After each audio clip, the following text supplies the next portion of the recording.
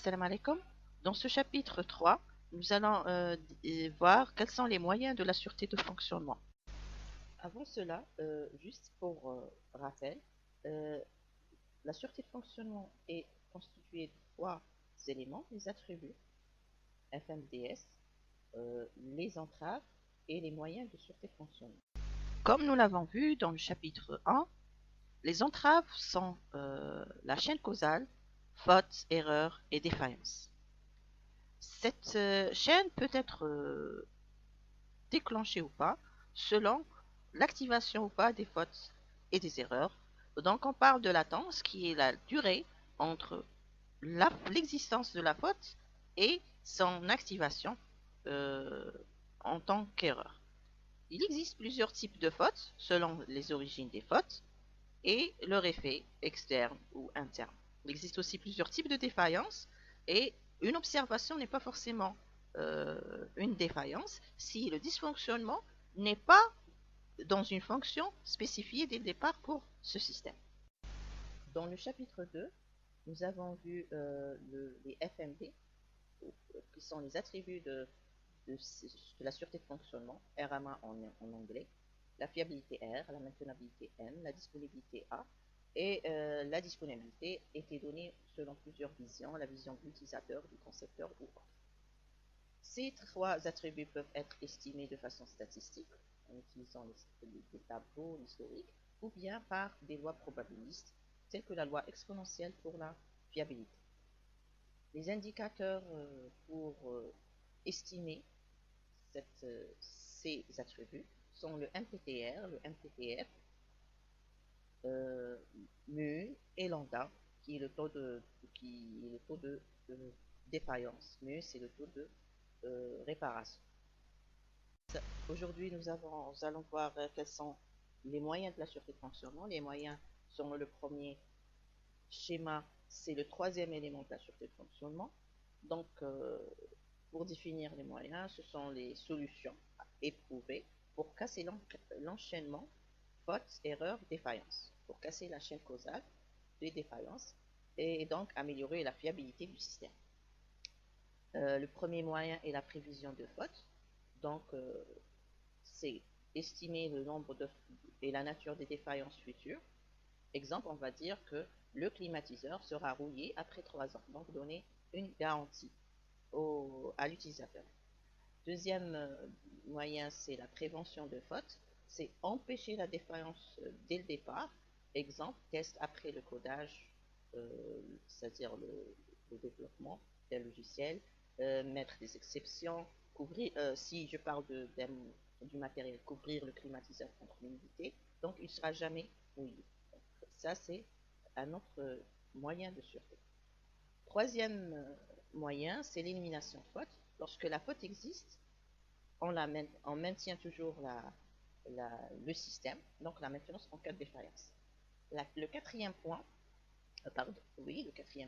c'est la tolérance aux fautes. C'est-à-dire, même si la faute existe, la défaillance ne peut pas avoir lieu parce que j'ai prévu une solution. Donc, par exemple, prévoir 2 climatiseurs au lieu d'un seul en cas de défaillance. Là, c'est pour garantir une disponibilité de 100%.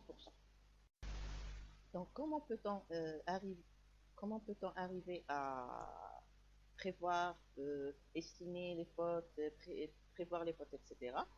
Donc, d'abord en analysant le système. Il y a l'analyse fonctionnelle, c'est-à-dire comment le système fonctionne correctement. L'analyse fonctionnelle, quelles sont les causes et les processus qui mènent à une défaillance.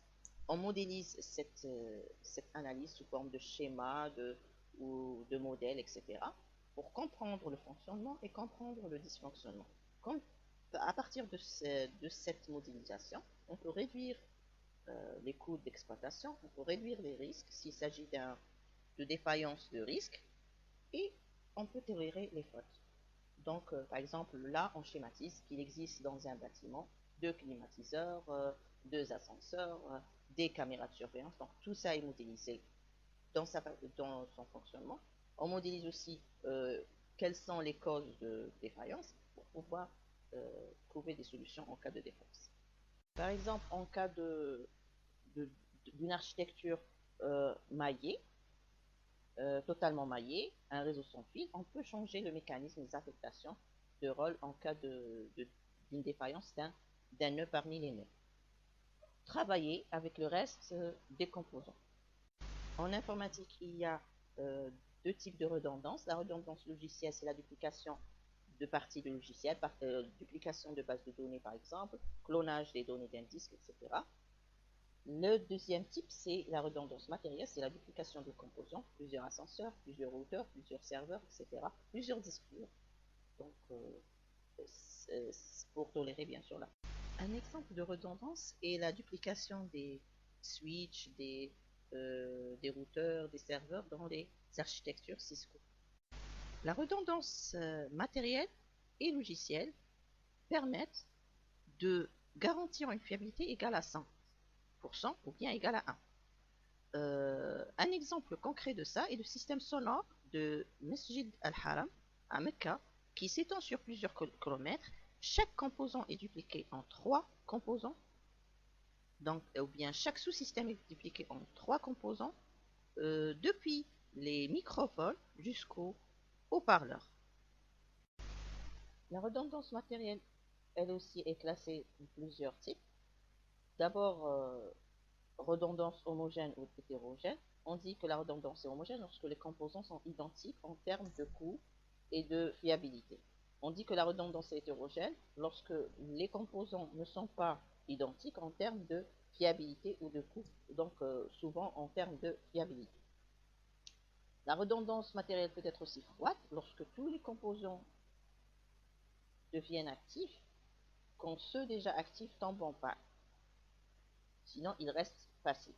Ça veut dire, si j'utilise dans le système 3 composants, si un des composants tombe en panne, je dois le remplacer par un seul passif.